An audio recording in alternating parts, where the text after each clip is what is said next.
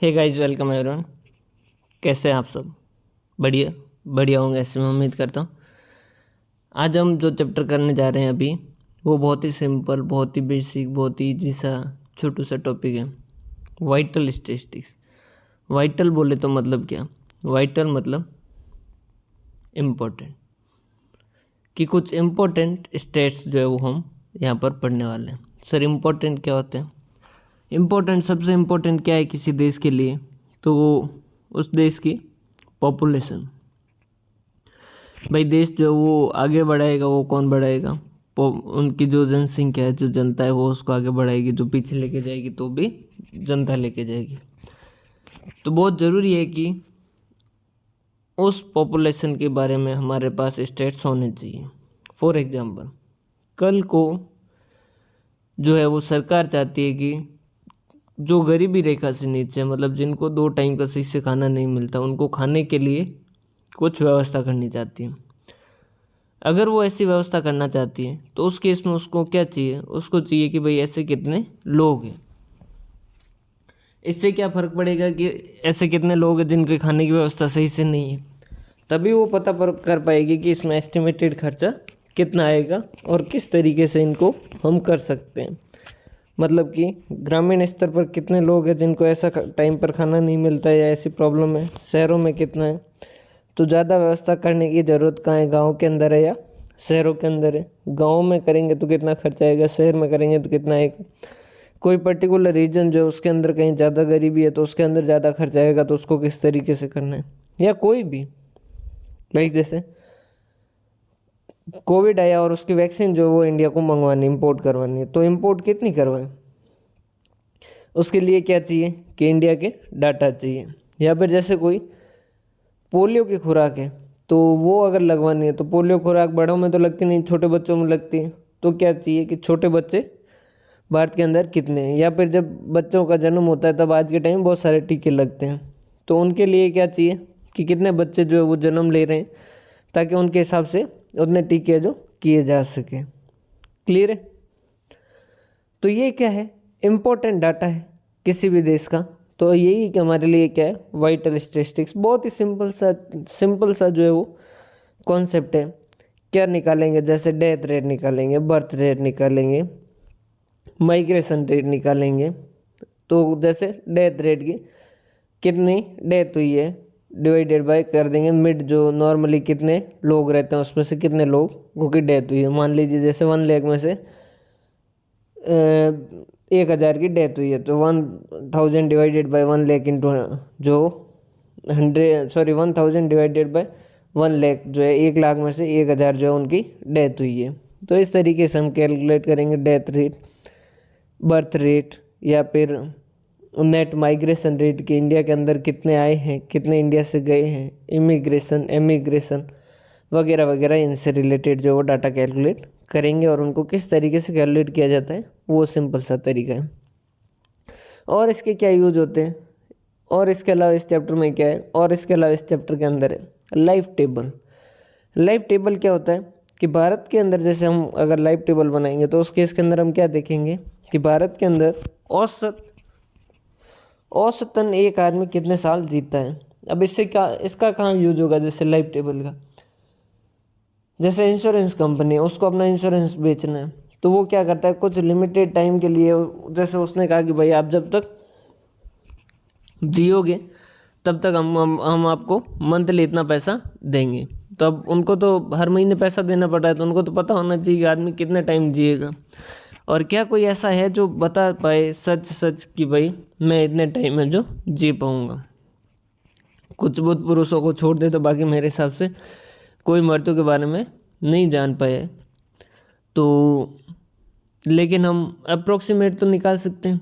अब life insurance वाला ऐसा तो है नहीं कि भाई सिर्फ एक का इंश्योरेंस करते हैं, तो बहुत सारों का इंश्योरेंस करते हैं। तो ये क्या देखेंगे, ऑन एन एवरेज भारत के अंदर लोग कितने साल तक जीते हैं, उसके हिसाब से वो इस तरीके का एस्टिमेट लगाएंगे और वो अपनी पॉलिसी जो है वो बेच सकते हैं, जिसे एक्चुअल सर्विस कहते हैं।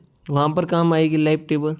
और उसके अलावा जैसे कोई भी इंडिया के अंदर हेल्थ सर्विस कैसी है ये पता करना है तो लाइफ टेबल से पता चल जाएगा कि भाई भारत के अंदर औसत आदमी कितने टाइम जीता है, अमेरिका के अंदर औसत आदमी कितने टाइम जीता है। इसका मतलब क्या है, अगर अमेरिका में ज़्यादा जी रहा है मतलब अमेरिका के अंदर हेल्थ जो है वो फैसिलिटी ज़्यादा अच्छी है, ज़्यादा बेहतर है। क्लियर है। तो यहाँ हम पढ़ेंगे वाइटल स्टैटिस्टिक्स के बारे में, बहुत ही सिंपल सा है। Vital statistics is mainly concern with the factor contributing to population growth. जो पॉपुलेशन ग्रोथ से रिलेटेड है उनमें हम यहाँ पर बात करेंगे। Some of these factor birth rate, death rate, expectancy of life मतलब कि कितने साल जिएंगे, और माइग्रेशन। माइग्रेशन दो तरीके के हो सकते हैं, इमिग्रेशन और एमिग्रेशन। मतलब कि बाहर से यहाँ आए और यहाँ से बाहर चले गए। जैसे कोई बाहर का आदमी, सपोज पाकिस्तान का आदमी, वो क्या हुआ इंडिया के अंदर आ गया, या नेपाल का आदमी वो इंडिया के अंदर आ गया, या तिब्बत का आदमी इंडिया के अंदर आ गया और इंडिया में रहने लग गया। तो वो क्या है, इंडिया के अंदर आ रहा है। और इसका जस्ट ऑपोजिट ये क्या, एक तरीके का माइग्रेशन है। और इसका ऑपोजिट जैसे इंडिया का कोई आदमी था जिसने पैसा कमा लिया और उसको लगा कि यार अब इंडिया से अमेरिका में ज़्यादा सही तरीके से रह सकते हैं, तो उसके इसके अंदर या उसका आईआईटी में अच्छी रैंक से हो गया और उसको बाहर बढ़िया पैकेज मिला और वो अब बाहर ही रहने लग गया। उसने कहा कि अब इंडिया आने की ज़रूरत नहीं है। तो ये भी क्या एक तरीके का migration. As you go through this unit you will be in position to appreciate the importance and application of vital statistics in economics. Economics में तो ये बहुत ही ज़्यादा इम्पोर्टेंट है। जैसे अभी जो गवर्नमेंट ने शौचालय के लिए स्कीम बना रखी थी कि टॉयलेट जो उनको बनाने के लिए पैसा देंगे गाँव के अंदर। तो अब उसके लिए उनके पास पता होना चाहिए कि कितनी फैमिली रहती है और एस्टिमेटेड कितना खर्चा आएगा, तभी वो इस तरीके की स्कीम जो है एप्लीकेबल कर सकते हैं। या कोई भी स्कीम जैसे नरेगा में कितना पैसा देना है, उसमें 1 रुपया बढ़ाते हैं तो कितना कम होगा, कितना ज़्यादा होगा, तो वो पता होना चाहिए हमें क्या क्या डाटा है। The main objective in this unit are introduce some of the basic concept of vital statistics, the data source, how to measure various ratios and what are the ancillary of these ratios in projecting the population, calculating expectancy and use of actual science etc। कि हम basic देखेंगे और उसके अलावा देखेंगे कि इनके साथ साथ एंसिलरी मतलब इनके आसपास में और क्या क्या चीज़ें हैं जो इनको इनकी मदद से फोरकास्टिंग में हमें मदद करेगा। डाटा सोर्स बहुत ही सिंपल है। या तो आप अब इसके लिए वाइटल स्टैटिस्टिक्स के लिए क्या चाहिए, डाटा चाहिए कि भाई भारत के अंदर कितने लोग हैं, कितने गरीब रेखा ज़्यादा, कितने गरीब रेखा से ऊपर, कितने पैसे वाले, कितने बीमार, कितने ये कितने वो, हर चीज़ के लिए अपने को डाटा चाहिए। पशुओं के से रिलेटेड डाटा चाहिए, सबसे रिलेटेड डाटा चाहिए। क्लियर है। तो जैसे अपन इंसानों की बात करें अभी, तो इंसानों के लिए अपने को सारे डाटा चाहिए। तो क्या क्या मेथड है, कैसे कैसे डाटा लें। सबसे पहले रजिस्ट्रेशन मेथड। रजिस्ट्रेशन मेथड क्या कि जो भी जन्म लिया जिसने उसका क्या किया, रजिस्ट्रेशन किया, और जो भी डेथ हुई उसका क्या किया, हमने रजिस्ट्रेशन किया। क्लियर है। ऑनगोइंग प्रोसेस है, हमेशा रजिस्ट्रेशन चलता रहता है। अब हमेशा रजिस्ट्रेशन करते रहोगे तो रजिस्ट्रेशन सर्टिफिकेट जैसे बर्थ सर्टिफिकेट होता है, डेथ सर्टिफिकेट होता है, वैसा बनाओ। तो उससे क्या होगा, रजिस्ट्रेशन होता जाएगा। जितने नए जन्म हुए उनका रजिस्ट्रेशन होगा और जितनी डेथ हुई उनका रजिस्ट्रेशन होगा। तो हमें एग्जैक्ट डाटा मिलते रहेंगे कितने लोगों ने जन्म लिया और कितने लोग जो वो निकल लिए। क्लियर है। कंटिन्यूस है, परमानेंट है, अच्छे डाटा मिलेंगे, टाइमली डाटा मिलेंगे, सब कुछ होगा। लेकिन टाइमली डाटा कैसे, अब आज जन्म हुआ उसका कल परसों अगर रजिस्ट्रेशन होगा तो सरकार को डाटा मिल जाएंगे हाथों। ठीक है, ये तो बात है। लेकिन इसकी प्रॉब्लम क्या है, प्रॉब्लम ये है कि सारे सारे लोग रजिस्ट्रेशन करवाते नहीं हैं। ठीक है, और रजिस्ट्रेशन ऊपर से कोई मैंडेटरी भी नहीं है कि रजिस्ट्रेशन नहीं करवाए तो जेल में डाल देंगे। अब कई जो है वो, अब देखोगे क्रिकेट के अंदर जैसे खेलने आते हैं वो अंडर-19 में खेलते हैं, तो आपको देखने को लगेगा यार ये अंडर-19 में कैसे खेल सकता है, इसकी तो दाढ़ी और मूंछें, और देखे तो ये तो किसी एंगल से अंडर-19 के खिलाड़ी नहीं लगता है। तो कई बार क्या करते हैं प्लेयर जो वो रजिस्ट्रेशन लेट करवाते हैं। अब कई रजिस्ट्रेशन लेट करवाते हैं कहीं पर झुग्गी बस्तियों में जहाँ सरकार जो है वो नहीं पहुँच पाई, जहाँ एजुकेशन नहीं पहुँच पाई, वो लोग रजिस्ट्रेशन करवाते भी नहीं हैं। कई जगह ऐसे आदिवासी इलाके रह जाते हैं जहाँ पर लोग जो रजिस्ट्रेशन नहीं करवाते हैं। क्लियर है। और उसके अलावा भी कई कारण होते हैं। कई बार आदमी बहुत पढ़ा लिखा, बहुत समझदार आदमी भी रजिस्ट्रेशन नहीं करवाता, केयरलेसनेस की वजह से या टाइम नहीं हो उसकी वजह से। क्लियर। तो रजिस्ट्रेशन मेथड है सिंपल, बहुत अच्छा है, मतलब बेस्ट है सबसे।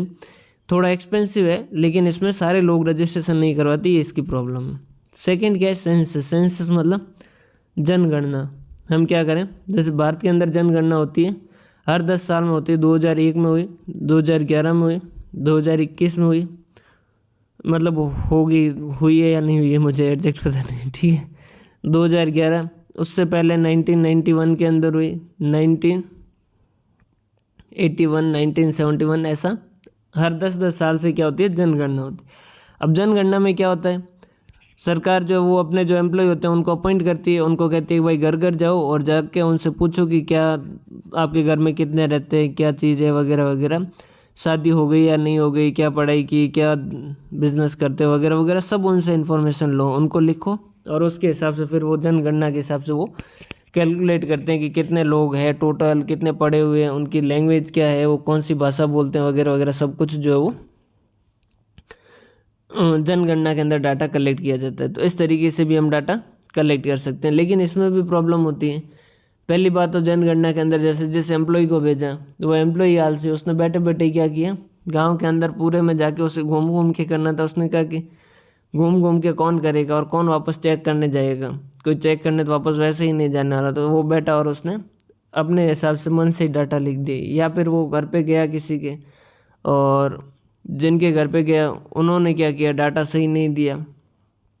जैसे किसी को पूछा कि भाई शादी हो रखी है, उसने कहा कि नहीं, और जबकि हो रखी थी। उसको लगा कि यार सरकार हो ना हो कल को कहीं ऐसा कहे कि कंवारों के लिए दोबारा शादी करने का ऑफर निकाल दें, और मैं पहले से ही कह दूँ मेरी तो शादी हो रखी, तो मैं तो यूं ही रह जाऊँगा। क्लियर है। तो ये जोक सपाट, बाकी ऐसे बहुत सारे कारण होते हैं जिसकी वजह से आदमी जो वो झूठ बोल भी देता है। क्लियर है। तो इस वजह से इसके अंदर डाटा जो है वो थोड़े फॉल्स आ सकते हैं, और ऊपर से मिलते भी हर 10-10 साल है। अब 2001 के डाटा है हमारे पास कि कितनी जनसंख्या थी, 2011 की है, लेकिन 2008 में क्या जनसंख्या थी वो हमें पता नहीं, या फिर अभी 2020 में कितनी जनसंख्या वो हमें पता नहीं। अभी भी हमारे पास डाटा कौन से, आज से 9 साल, जैसे 2021 की भी अभी जनगणना के जो वो डाटा जब तक नहीं आए तब तक के लिए जो हमारे पास डाटा है वो कौन से डाटा है, 2011 के। क्लियर है। तो ये डाटा थोड़े ऐसे पुराने भी रहते हैं। थर्ड क्या है, सर्वे। सर्वे कैसे, सर्वे तो आपने देखा होगा, जैसे ये सर्वे तो मेनली आपने इलेक्शन में देखा होगा कि इलेक्शन होते हैं, इलेक्शन होते से जैसे रिजल्ट आने वाला उससे पहले वाले दिन एग्जिट पोल आते हैं। अब एग्जिट पोल के अंदर वो कहते हैं कि यहाँ बीजेपी जीत रही है, यहाँ कांग्रेस जीत रही है। अब अपने को लगता है कि यार वोट तो मैंने भी दिया, मेरे को तो किसी ने नहीं पूछा कि तुमने किसको वोट दिया, और ये बता रहा है कि ये कांग्रेस जीत रही है, बीजेपी जीत रही है, और इसको कैसे पता चल रहा है। और उनके एग्जैक्ट मतलब एग्जैक्ट तो नहीं, लेकिन अप्रोक्सीमेटली उनके जो पोल होते हैं वो सही रहते हैं। तो वो कैसे करते हैं, वो सर्वे करते हैं। वो क्या करते हैं, कुछ सेलेक्टेड लोगों के पास जाते हैं, उनके पास जाके उनसे पूछते हैं और उनके इन्फॉर्मेशन लेते हैं वगैरह वगैरह। जैसे गली के अंदर एक गली के डाटा लेने थे, तो हर घर के अंदर गए और पता किया कि भाई गली के अंदर क्या क्या है, किसकी शादी हो रखी, किसकी शादी नहीं हो रखी, किसका क्या चक्कर वक्कर जो भी है, सब कुछ घर पे जा जो आगे पूछा। हाँ जरूर पिटे, लेकिन सब पता करके है। एक आपने क्या किया, सर्वे के लिए जो गली के पास में नाई जो था उसके पास गए। नाई मैं इस वजह से यूज कर रहा हूँ, कोई नाई ओपन ना हो जाए। वो मूवियों के अंदर, पुरानी मूवियों में जो नॉर्मली नाई ही जो ऐसे डाटा बता देते हैं, तो मूवियों ने नाई और राजपूतों को थोड़ा ज़्यादा खराब दिखाया, जबकि वो इतने होते नहीं हैं। तो उनके पास गए, जैसे कोई भी पर्टिकुलर एक आदमी के पास गए जो इस तरीके की इन्फॉर्मेशन रखता है, आपने उससे जाके पूछा तो उसने सब कुछ बता दिया। तो ये क्या है, सर्वे। सर्वे में आप क्या करते हो, डायरेक्ट इन्फॉर्मेशन नहीं लेते, आप क्या करते हो, मतलब सबसे इन्फॉर्मेशन नहीं लेते हो। क्लियर है। और या फिर सैंपल रजिस्ट्रेशन मेथड, ये क्या है, जब बहुत बड़ा लार्ज डेमोग्राफिक सर्वे, जैसे this is a large scale demographic survey conducted in India for providing reliable annual estimate of birth rate, death rate and other fertility and mortality indicator of the national and सब national level. अब समझिएगा sample registration क्या होता है। अब 2011 के data है और 2019 के अंदर मान लो सरकार कोई स्कीम लेके आ रही थी, और अब 2019 के अंदर 2019 के अंदर वो चाहती है कि भाई उसको पता हो कि भाई ये स्कीम के अंदर बेनिफिट लेने वाले कितने लोग हैं। जैसे उन्होंने कहा कि जिस घर की एनुअल इनकम जो है वो 2 लाख रुपए से कम है, उनके लिए ये स्कीम है। उनको हम हर महीने एनुअली 50,000 रुपीज़ जो है अमाउंट प्रोवाइड करेंगे। तब उनको पता होना चाहिए कि कितने लोग ऐसे हैं, कितनी फैमिली ऐसी जिनकी एनुअल इनकम है जो 2 लाख से कम है। अब ऐसे डाटा 2011 के तो हो भी सकते हैं, क्योंकि 2011 का तो सेंसस है हमारे पास, लेकिन 2020-19 में तो कोई ऐसा सेंसस हुआ नहीं है, तो है ही नहीं, तो कैसे करें? तो हम क्या करते हैं, एक लार्ज डेमोग्राफिक सर्वे करते हैं। जैसे राजस्थान में आए, राजस्थान के अंदर जालोर के अंदर बहुत सारे लोगों से पूछा, सबसे नहीं बहुत सारे लोगों से पूछा, और उनके बारे में क्या जन्म वगैरह जो भी है वो पता करके चले गए। वैसे वैसे हर जगह से पता किया।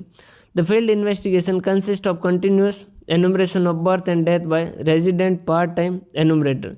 और क्या करते हैं, जैसे बीच के अंदर जो है वो, जैसे मतदान केंद्र के लिए आपको पता होगा BLO जो है वो ब्लॉक लेवल ऑफिसर जो वो अपॉइंट किए जाते हैं, जिनको क्या किया जाता है, वो साल भर में आते हैं एक टाइम में, और वो जो भी नए 18 साल से ऊपर होते हैं उनके वोटर ID कार्ड वगैरह बनाते हैं। तो इनको पता होता है कि क्या क्या जो है वो कौन कौन है, कितने कितने नए बने, इनके पास सारे डाटा है कि भाई नए कितने वोटर ID कार्ड बने।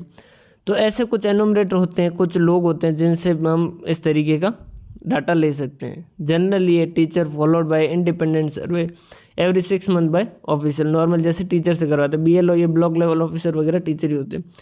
The data obtained through these operations are match, और फिर इनको मैच करते हैं भाई सही है नहीं, और अनमैच और पार्शली मैच्ड जो इवेंट होते हैं उनको रीवेरीफाई करते हैं, और thereafter unduplicate count of birth और डेथ जो ऑब्टेन करते हैं। SR initiated by the office of registrar general in, ये याद रखिएगा, इसको किसने किया था?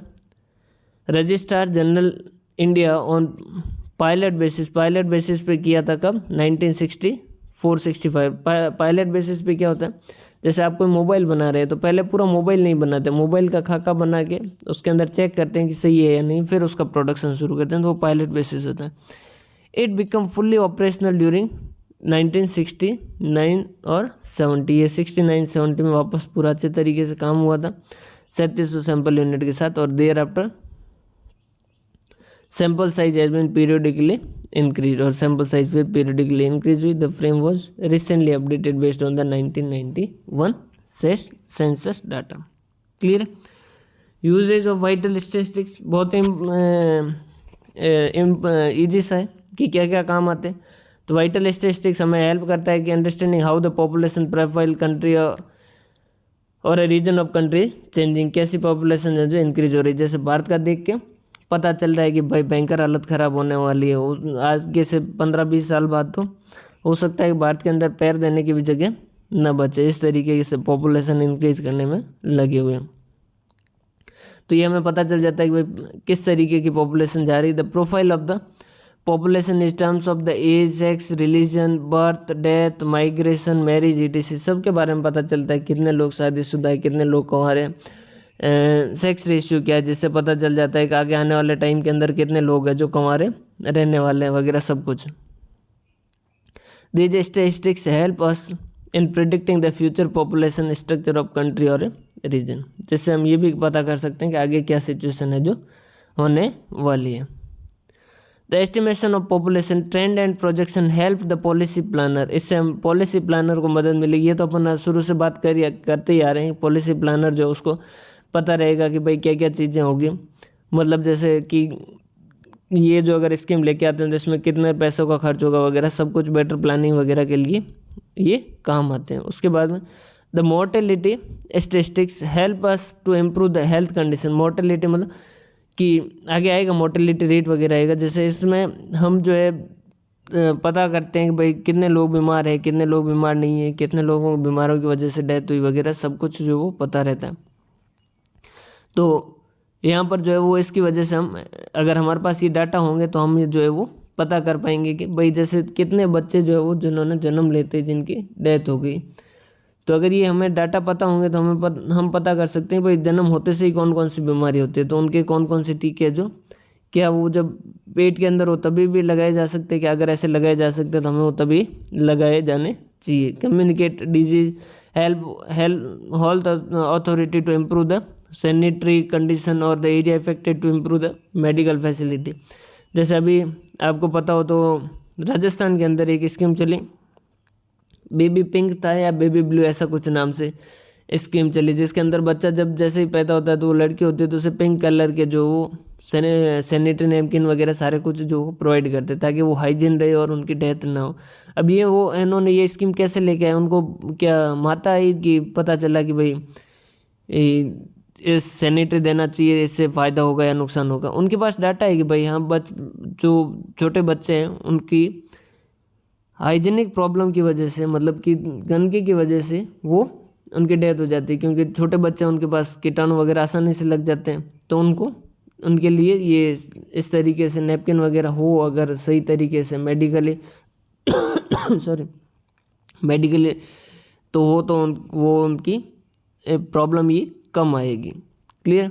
द एक्चुअल साइंस जो इंश्योरेंस वाले, ये तो इनको यूज करती हैं, इंश्योरेंस वाला इंश्योरेंस बेचते हैं तो वो पहले इन्हीं चीज़ों को पता करते हैं कि कैसे होगा। मेजरमेंट ऑफ पॉपुलेशन, देखो 3 मेथड है, तीनों ही बहुत ईजी से। एक तो लीनियर इंटरपोलेशन, एक कंपाउंड ग्रोथ रेट और एक नेचुरल इंक्रीज और डिक्रीज। अब लीनियर इंटरपोलेशन क्या होता है? देखो इंटरपोलेशन होता है, क्या होता है, जैसे 1991, 2001, 2011 और 2021 इनकी पॉपुलेशन है। जैसे मान लीजिए अपन छोटा सा एग्जांपल लेते हैं, ये 100 हो गया, यहाँ 110 था, यहाँ 130 था और यहाँ 170 हुई, ये पॉपुलेशन है। ठीक है। अब अपने को पता करना है कि भाई बताओ सर 2016 में पॉपुलेशन कितनी थी।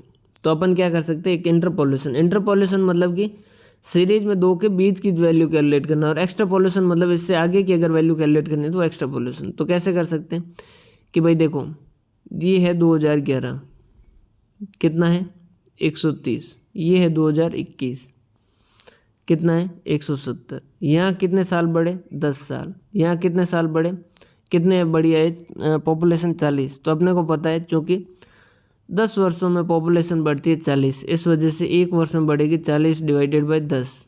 इसलिए जैसे 2016 मतलब कि 5 साल बाद में, तो 5 सालों में बढ़ेगी 40 डिवाइडेड बाई 10 इंटू 5, तो ये 4 इंटू 5 20 की पॉपुलेशन बढ़ेगी। मतलब कितना हो जाएगा 130 प्लस 20। ठीक है। अब हमने क्या किया वो देखो फॉर्मूला कैसे बना। 130 क्या था, ये जिस साल से हम कैलकुलेट कर रहे थे इसे हम क्या कहेंगे P0, जो हमारे लिए बेस है।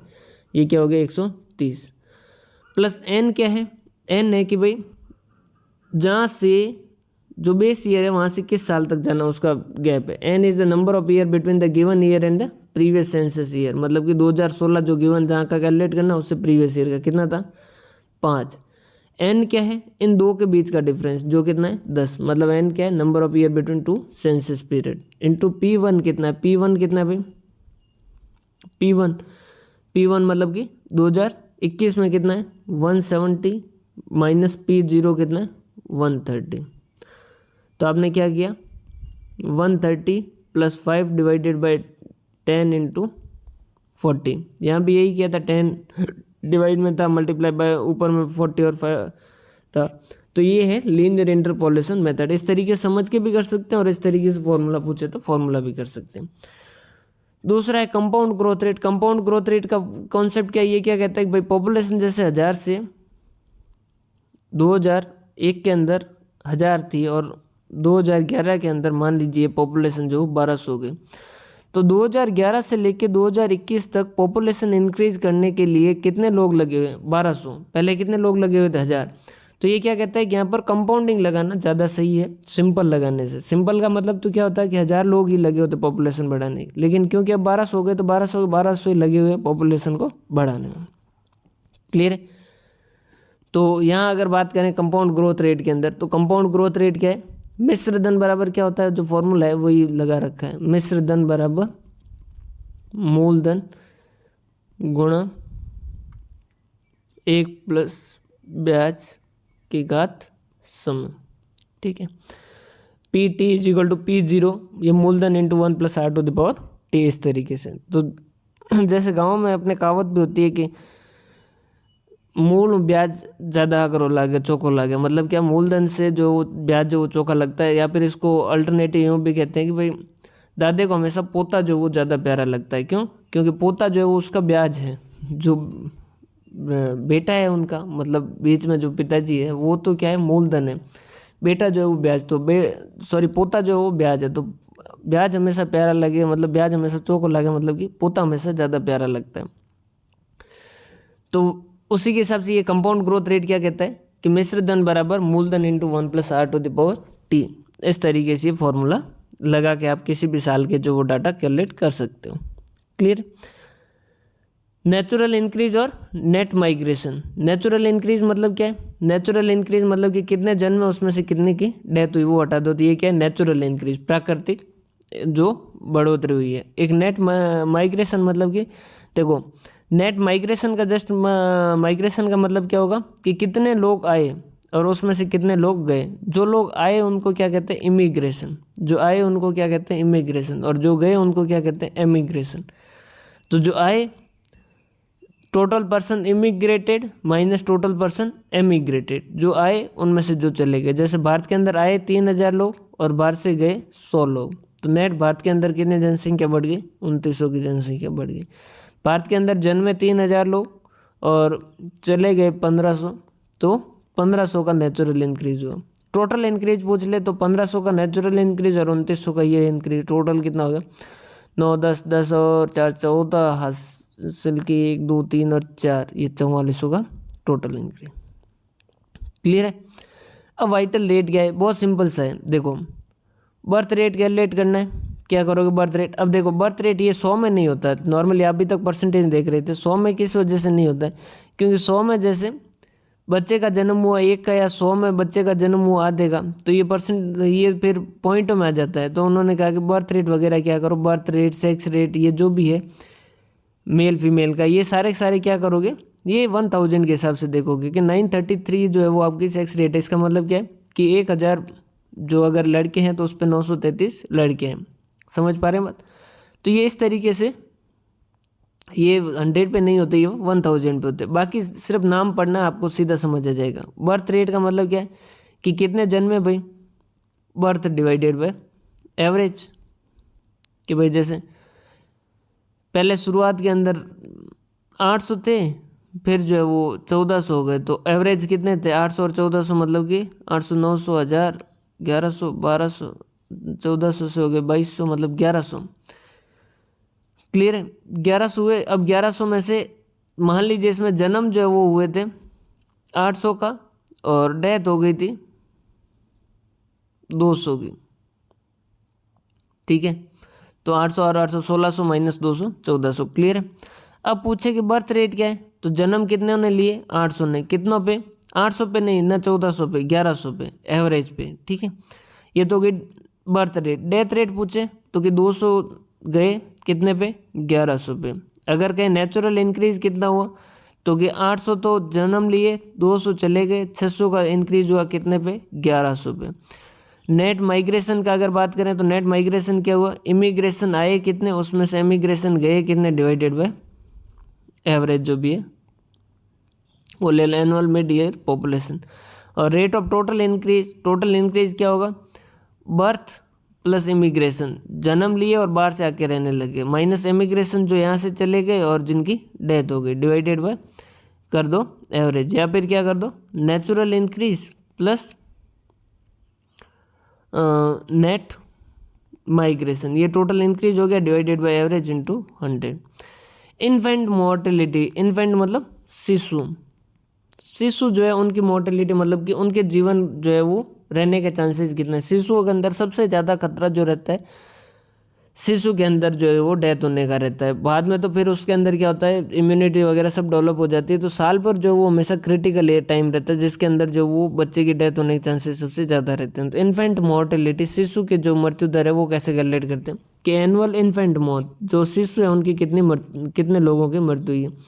शिशु किसे कहेंगे? जो 1 साल से छोटा है। ठीक है, जैसे 20 शिशुओं की मौत हुई और इस साल जैसे 800 शिशु जो जिन्होंने जन्म लिया, तो ये क्या हो जाएगा? इंटू 1000, ये क्या हो जाएगा? इन्फेंट मोर्टेलिटी मतलब कि शिशु मृत्यु दर। लाइफ टेबल, लाइफ टेबल क्या होता है? ये एक बहुत बड़ी टेबल बनाई जाती है जिसके अंदर अलग अलग होते हैं कि जैसे 1 साल, एक के बाद नॉर्मली ये इस तरीके से होता है कि भाई सबसे पहले 1 साल होता है, फिर 1 से 4 साल होता है, फिर 5 से 9, इस तरीके से ये कंटिन्यू चलता है। अब इस 1 साल के अंदर अलग अलग टेबल होंगे कि इसमें जन्म कितनों ने लिए, इसमें चले कितने गए, इसमें लोग कितने थे, इसमें जो गए उनकी प्रोबेबिलिटी कितनी है, मतलब परसेंटेज कितने लोग गए, कितने लोग सर्वाइव किए, उनकी प्रोबेबिलिटी क्या है, वगैरह वगैरह सब कुछ। तो देखो ये इसके हिसाब से सबसे पहले तो एज इंटरवल। एज इंटरवल क्या है, जो period between two exact as. जैसे कि नॉर्मली ये क्या होता है, बिगिन होता है 0 से, पहला 0 से 1 5 ऐसा देखते हैं नॉर्मल। लेकिन देखा कैसे जाता है नॉर्मली, यूजुअली समझिएगा। First and second age group are usually क्या होता है, एक पहला रखते हैं 1 साल से छोटा, 1 से लेके 4 साल।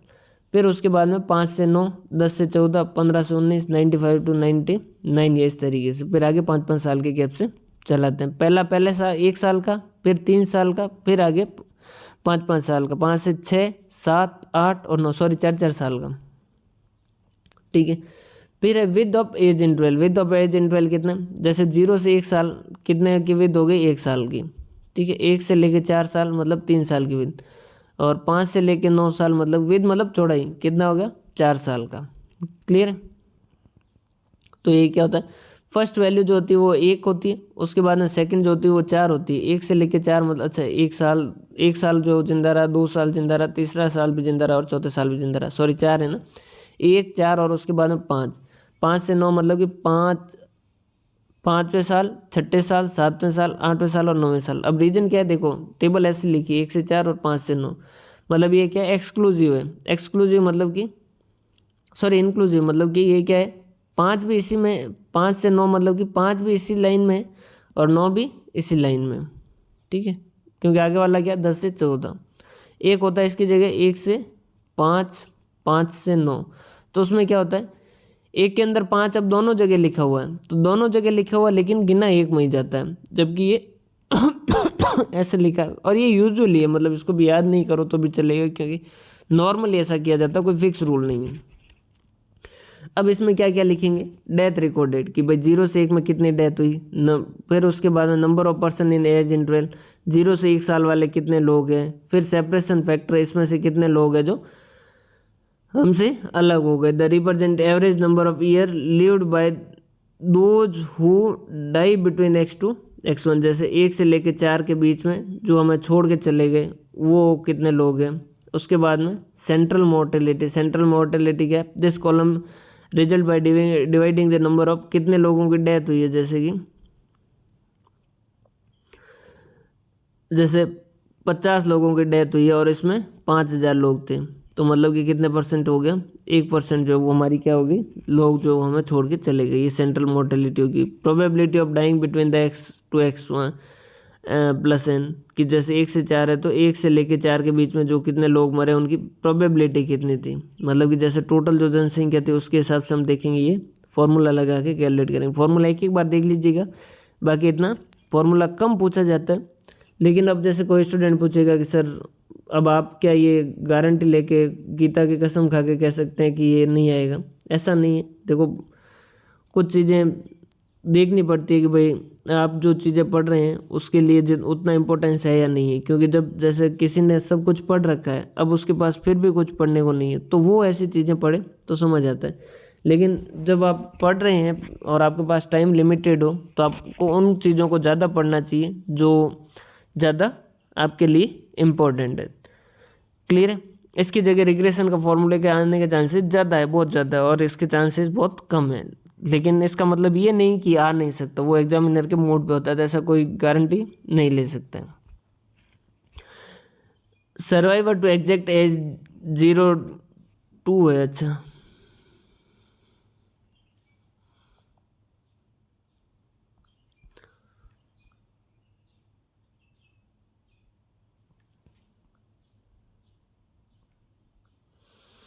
यहाँ से यहाँ तक के बीच में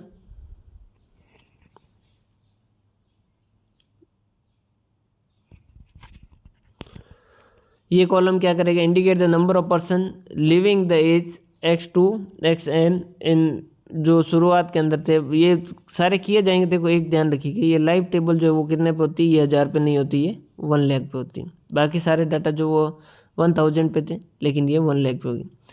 यहाँ पर इसमें क्या देखेंगे कि कितने लोग हैं जो जी पाए 1 से लेके 4 के अंदर, जैसे कि 1 लाख लोग थे उसमें से 10,000 चले गए, बाकी 90,000 लोग जो वो जिंदा रहे, तो ये सर्वाइवल रेट होगी। Death between exact n to n, वापस ये डेथ कैलकुलेट करेंगे।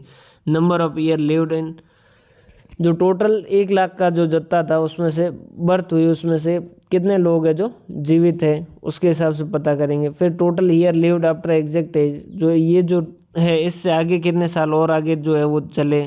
और life expectancy at the age of X, कि भाई जैसे आज के टाइम में अगर आप गूगल पे देखोगे भारत की जो एक्सपेक्टेड लाइफ जो है वो थोड़े टाइम पहले जब मैंने चेक किया था उस वक्त ऐसा 62 दिखा रहा था शायद, कि भारत के अंदर औसत आदमी 62 तक जी सकता है। एक बार चेक कर लेते हैं ना।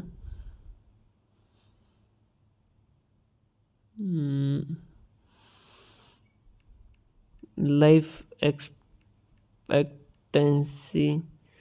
इन इंडिया, तो लाइफ एक्सपेक्टेंसी क्या है, सॉरी 69.66, मतलब 70 साल जीता है आदमी नॉर्मली भारत के अंदर। कितने साल? 70 ईयर्स जो है वो भारत के अंदर आदमी जीता है। तो वो कैसे पता चला उसको, ये इस लाइफ एक्सपेक्टेंसी टेबल जो है वो, सॉरी लाइफ टेबल से बना के। ठीक, एप्लीकेशन ऑफ लाइफ टेबल। अब लाइफ टेबल तो बहुत काम की। सबसे पहले तो calculation of probability of surviving and dying, आपको पता चल जाएगा कि भाई आप कितने टाइम तक जिएंगे। ठीक है, उसके बाद में use in actual science. Actual science मतलब ये एल आई सी वाले जो पता कर पाएंगे कि भाई कितना टाइम का जैसे पॉलिसी दें। जैसे एक तो पॉलिसी दी कि भाई 60 साल से जो वो बाद में जितने साल तक जियोगे उतने साल तक देते रहेंगे, मतलब ऑन एन एवरेज 9 साल तक देना पड़ेगा। और 65 के बाद से देना शुरू करना मतलब 4 साल देना पड़ेगा। तो ये अब इसको पता चल पाएगा कि भारत के अंदर 69 ईयर तक ऑन एन एवरेज जीते हैं, तो उसके हिसाब से वो अपनी पॉलिसी का प्रीमियम ले सकता है। अब कल को वही जो है वो 90 साल जीना शुरू कर दे भारत के अंदर सब, तो उसके लिए ज़्यादा हो जाता है। Clear? Calculation of mortality due to specific causes, जैसे कोरोना आया और उस कोरोना की वजह से क्या प्रॉब्लम आई, कितने लोग हैं जो गए। तो life table for the different group of population like sex, male, age distribution, different age group, religion, region are calculated for composition. The mortality statistics में prompt us to find the specific cause of death in different group of population. जैसे भाई जैसे एक पता करना है कि भाई जैसे एक गांव के अंदर रहने वाली पॉपुलेशन जो घी दूध वगैरह ज़्यादा सब कुछ दबा के खाती है, अब उसका लाइफ एक्सपेक्टेंसी और शहर के लोगों की लाइफ एक्सपेक्टेंसी, जिनके पास मेडिकल फैसिलिटी बहुत अच्छी है, जो हर चीज़ जो वो चुन चुन के खाते हैं। अब फिर आपने देखा कि लाइफ एक्सपेक्टेंसी कि यहाँ तो गांव के अंदर तो 70-80 साल के अंदर आराम से लोग जीते हैं, और वहाँ 50-60 साल के अंदर भी प्रॉब्लम हो जाती है, मतलब बहुत सारी बीमारियाँ लग जाती हैं। तो उसके हिसाब से अब ये अगर डाटा होंगे तो आप पता कर सकते हैं कि भाई कहाँ ज़्यादा जो सही है, कौन सी सिचुएशन ज़्यादा सही है। मतलब अच्छी मेडिकल फैसिलिटी से भी ज़्यादा जो है वो क्या उसकी मेंटल स्टेट जो वो ज़्यादा इम्पोर्टेंट है, मतलब कि आदमी का सही तरीके का रहना, मतलब सही तरीके से बिना चिंता के जीवन जो है वो यापन करना और खुली हवा स्वस्थ हवा लेना, ये ज़्यादा इंपॉर्टेंट है या मेडिकल फैसिलिटी ज़्यादा इंपॉर्टेंट, तो वो उससे पता कर सकते हैं। और कंपैरिजन ऑफ मोर्टेलिटी कंडीशन कि जैसे कैसा है, जैसे कोरोना के टाइम के अंदर अगर आप लोग न्यूज़पेपर देख रहे थे तो उसके अंदर बता रहे थे कि इटली के अंदर बहुत अच्छी मेडिकल फैसिलिटी है फिर भी डेथ हो रही है। तो वो कैसे पता चल रहा था कि वहाँ की मेडिकल फैसिलिटी बहुत अच्छी है, तो वहाँ के डाटा जो है वो बता रहे थे कि भाई हाँ जहाँ जो है वो लोग एक्सपेक्टेंसी जो है उनकी ज़्यादा है, वो अच्छे से उनको सही तरीके से उनको हेल्थ मिल जाती है, सब उनकी फैसिलिटी मिल जाती है। Clear? Limitation of life table, limitation के अंदर क्या, लाइफ टेबल जो वो बेस्ड ऑन डेमोग्राफिक डाटा। अब देखो कमियां तो किसी की भी निकाल सकते हैं, वैसे इसकी भी कमियां निकालेंगे। अब कमी तो निकालने की ये बता देंगे कि ये तो इंडिकेटर है कि भाई आपने कहा कि 70 साल जो है वो आदमी जिएगा, हमारा एक पड़ोसी था वो तो 50 साल की उम्र के अंदर ही चला गया, तुम्हारे तो ये क्या मतलब मेरे लाइफ टेबल का। और एक पास में जो है वो जो मुझे परेशान करता है वो आदमी 80 साल का है और फिर भी अभी एकदम मस्त घूम रहा है फिर रहा है और दिल्ली को आके परेशान करके जा रहा है। क्लियर है? तो ये ऐसी तरीके से लिमिटेशन के अंदर के life table are based on the demographic data collected from source such as the census and SRS। Therefore, life table estimate have all the disadvantage of any statistical measure based on the population census or vital record. Data on age and mortality registration may be incomplete and biased. आधे अधूरे हो सकते हैं, biased हो सकते हैं। Infant mortality weight heavily on life expectancy. अब शिशुओं की अगर डेथ हो जाती है तो उसकी वजह से लाइफ एक्सपेक्टेंसी वो तो ऑन एन एवरेज निकालते हैं कि भाई 20 बच्चे जो है उनकी डेथ हुई है 1000 पे, तो हम क्या कहेंगे कि 2% जो डेथ हो रही है। अब यहीं पर इस 20 में से मान लीजिए 10 तो शिशु थे, उनकी डेथ हुई है, तो उसकी वजह से भी ज़्यादा हो गया। बाकी एक्चुअल तो जो 1 साल जी गया वो तो बाद में जो डेथ हुई है वो तो सिर्फ 1% ही है। Clear? Which means that under reporting of these indicator and habitual fact in many countries. अब किसी से आगे पूछा कि तुम स्मोक वगैरह करते हो, सिगरेट विगरेट पीते हो क्या, कोई नशा वशा, और उसके पास में पापा खड़े थे और सेंसस वाला उससे पूछ रहा है कि कभी शराब वराब के हाथ लगाया है, कभी सिगरेट विगरेट हाथ लगे, वो क्या पागल हो क्या, नाम वापन नाम हमने देखा ही नहीं क्या होता है, सिगरेट कैसा वो पेन जैसी होती है वही होती है क्या, नहीं वो मैंने नहीं लेके कभी, समझ पा रहे हैं बात। तो सीधी सी बात है, वो ऐसे में क्यों बताएगा। क्लियर है? या डॉक्टर को भी नहीं बता पाते हैं लोग, कई बार डॉक्टर भी पूछे अगर कि भाई कोई नशा होता, तो वहाँ भी नहीं बता पाते। अगर कोई घर वाला पास में खड़ा हो, छोटा भाई भी पास में खड़ा हो, तो भी नहीं बता सकते कि नहीं मैं तो क्या स्मोक करता हूँ। वो करता है और उसको पता है कि ये बताऊँ तो मेरी जो हेल्थ जो है वो सही होगी और सही डाटा पहुँचेगा, डॉक्टर सही इलाज कर पाएगा। लेकिन उसको पता है कि यहाँ सही होने से भी फ़ायदा नहीं, घर पे जाके वापस पीट पीट के ख़राब कर देंगे वापस। तो ये हेल्थ के मामले में भी डाटा गलत रहते हैं। Also important difference in the specific age और group with the high mortality may be overlooked since this would have little effect on overall life expectancy। और उसके बाद में constructing life table for a small population at the local और सब regional level is generally not recommended. अब छोटे level पे जैसे बिनमाल के डाटा हमारे कोई कलेक्ट करेगा क्या, नहीं। बिनमाल के अंदर बाहर से कितने लोग आके रहने लगे वो भी कोई डाटा कलेक्ट करेगा क्या, नहीं करेगा। In these cases a very small number of death can be obtain. और इनके अंदर डेथ वगैरह भी देखेंगे तो बहुत छोटे से होंगे और उस तरीके से लाइफ टेबल जो देखेंगे। तो लाइफ टेबल के ये फॉर्मूले एक बार देख लीजिएगा और अगर याद हो तो याद भी कर लीजिएगा। बाकी इससे पहले आप जो रिग्रेशन वाले और वो सारी चीज़ें याद कीजिएगा, क्योंकि इसका फॉर्मूला बेस्ड क्वेश्चन कम आता है। बाकी अगर फॉर्मूला बेस्ड में से जैसे सेलेक्टेड अगर देखना चाहो तो एक तो ये सेंट्रल मोर्टेलिटी देख लीजिएगा और उसके अलावा ये 2 फॉर्मूले जो थोड़े देख लीजिएगा। तो ये सारे बातें थी वाइटल स्टैटिस्टिक्स की। उम्मीद करता हूँ कि आपको समझ आया होगा। और रिवीजन कैसे करेंगे, रिवीजन वही वापस देखो। वाइटल स्टैटिस्टिक्स सबसे पहले इंपॉर्टेंट डाटा सोर्स 4 तरीके के, रजिस्ट्रेशन, सेंसस, सर्वे और सैंपल रजिस्ट्रेशन सिस्टम। याद है हमें, रजिस्ट्रेशन करवाते थे सेंसस के अंदर 10 साल से जैसे करवाते वैसे, सर्वे के अंदर कुछ लोग जो सेलेक्ट करके उनसे सर्वे करते हैं, और सैंपल रजिस्ट्रेशन जिसके अंदर ये टीचर वीचर जो भी करते हैं वो यूज क्या होता है, बहुत सारे यूज होते हैं जिससे हमें पॉपुलेशन प्रोफाइल पता चलता है, ट्रेंड पता चलता है किस तरीके से जा रहा है, मोर्टेलिटी पता चल जाता है, हेल्थ पता चल जाता है, एक्चुअरियल वालों को पता चल जाता है, इंश्योरेंस वालों को पता चल जाता है। 3 तरीके मेजरमेंट के, लीनियर इंटरपोलेशन बीच की वैल्यू कैलकुलेट करने के, और जिसको अपन ने फॉर्मूला समझा था उसके बाद में लिखा भी था कंपाउंड ग्रोथ रेट, जिसके अंदर मिश्र धन बराबर मूलधन इंटू 1 प्लस ब्याज रेट गुणा 100, मतलब जो भी रेट है, या ब्याज नहीं मतलब वो रेट था ना, ब्याज दर, ठीक है।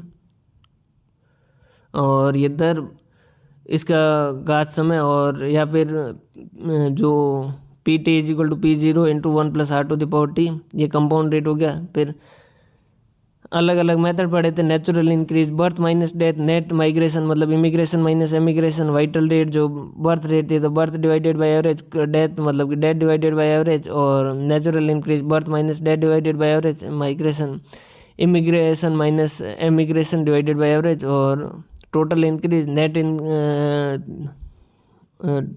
Natural increase plus net migration divided by average. उसके बाद में इन्फेंट मोर्टेलिटी, इन्फेंट कितने की डेथ हुई डिवाइडेड बाय इन्फेंट कितने ने जन्म लिया, लाइफ टेबल जो है वो अपन ने देखी।